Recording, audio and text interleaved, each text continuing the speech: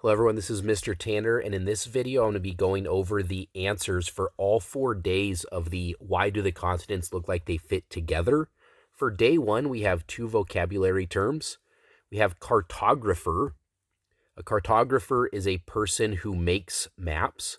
We have geologist, a scientist who studies the structure and history of the Earth. Have you ever noticed that the west coast of Africa seems as though it would fit snugly against the east coasts of North and South America? By the 1600s, cartographers had recognized that these continents resembled the pieces of a jigsaw puzzle. However, no one was sure why this was the case. People noticed other similarities between the continents as well. Geologists discovered that the Appalachian Mountains of North America and the Caledonian Mountains of Europe were identical in form and composition, and mountains in Brazil matched those in the African Congo. Also, fossils of the same plants and animals were found on continents as far from each other as South America, Antarctica, and Australia. How was this possible?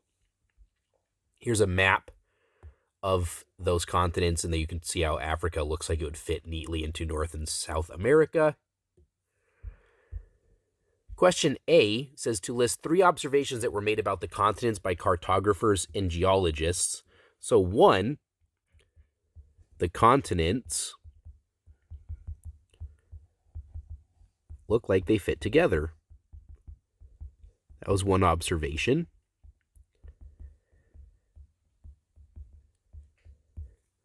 2, mountain ranges on different continents were identical.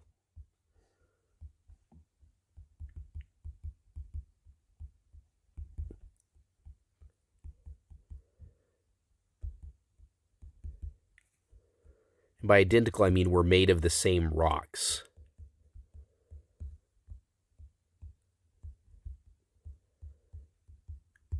And that would suggest that they used to be a single mountain range.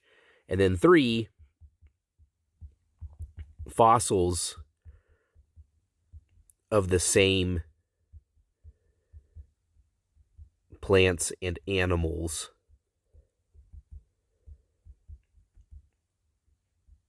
found on different continents.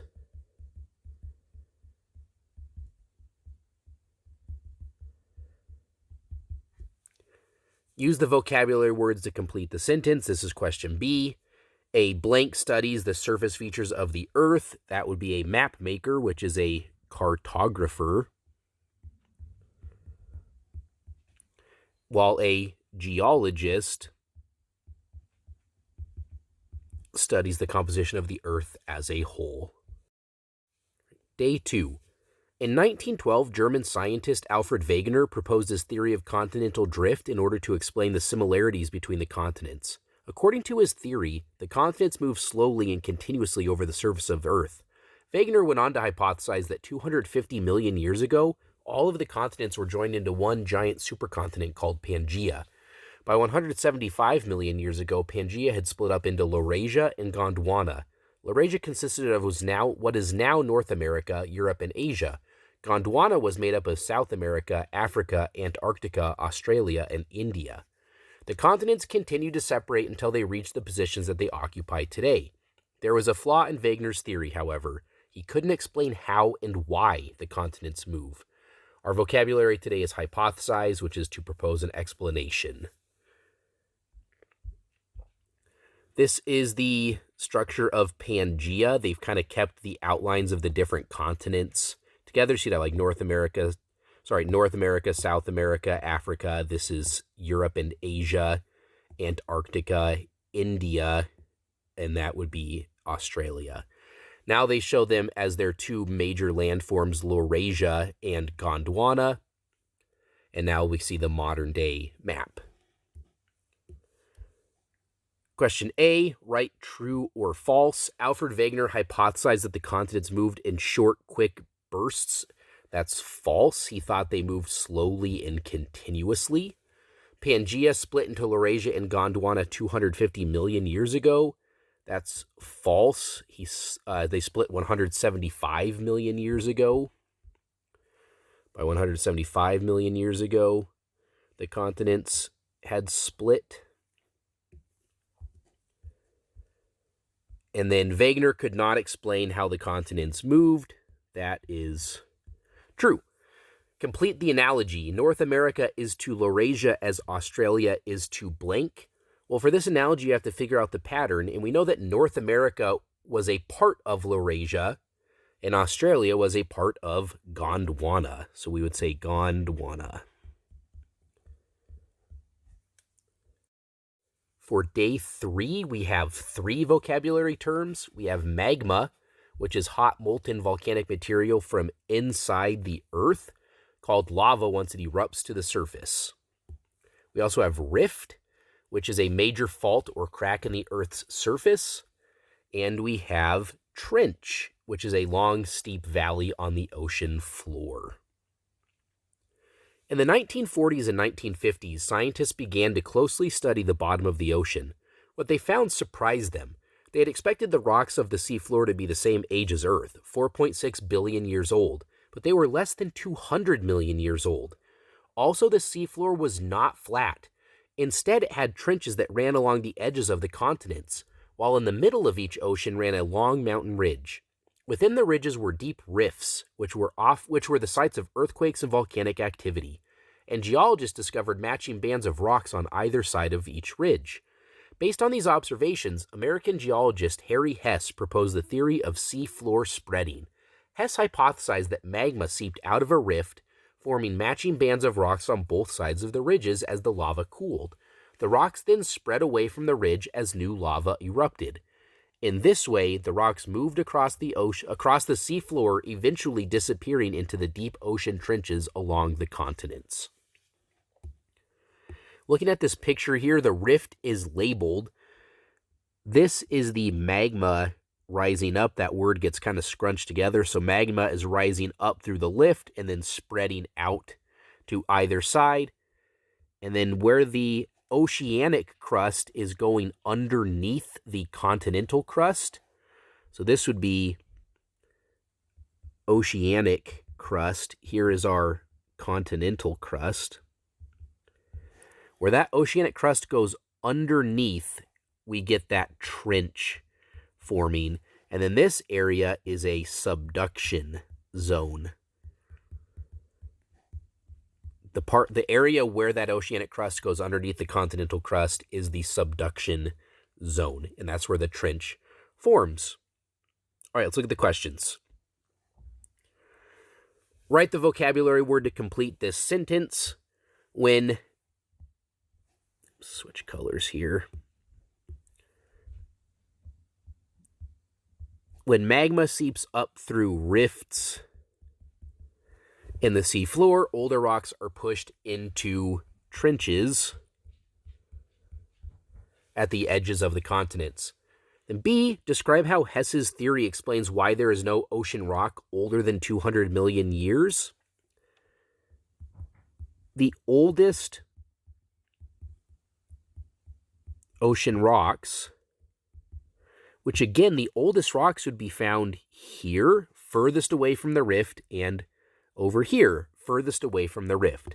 So those oldest rocks are always subducting under continents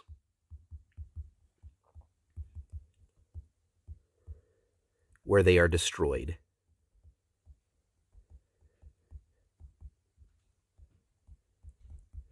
So the oldest oceanic rock is just constantly being destroyed by being subducted down into the Earth's mantle.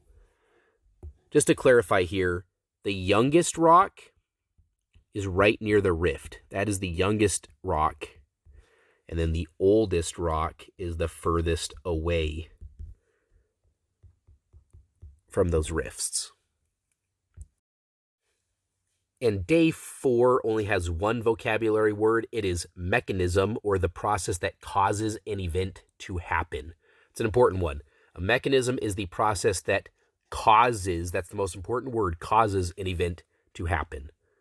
By the late 1960s, most geologists had accepted the idea that seafloor spreading was the underlying mechanism, remember, the cause of continental drift. The two theories, continental drift and seafloor spreading, were combined into a new theory called plate tectonics. This theory states that Earth's surface is divided into plates composed of the continents and the seafloor. These plates are in constant slow motion, and they may move toward, away from, or against each other, rather than drifting over the seafloor. These continents are embedded in the plates and are therefore move with them. The shapes and the placement of the continents are constantly changing. Movement of the plates caused the formation of Pangaea as well as its breakup. And Pangaea was not the first supercontinent.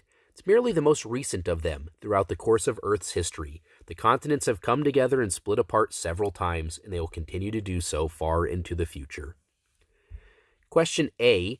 Oh, sorry, before we go to the questions, here is a map of the major tectonic plates. We have like the North American plate and the South American plate and the Eurasian plate and the African plate.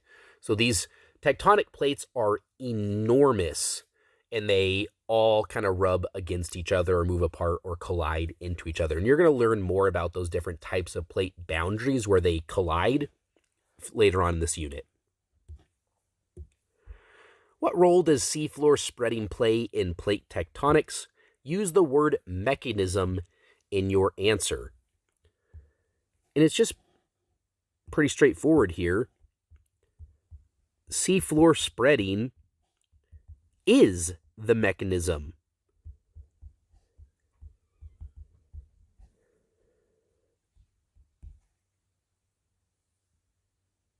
Of plate tectonics.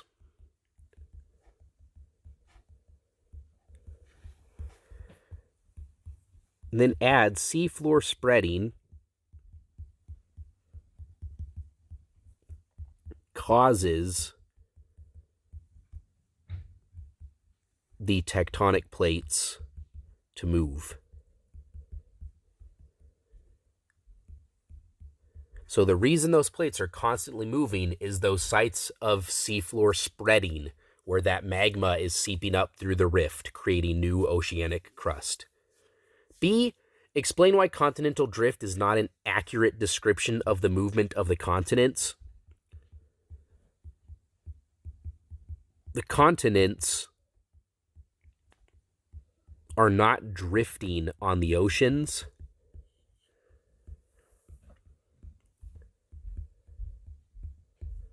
Instead, the continents are connected to the sea floor and move as the tectonic plates move.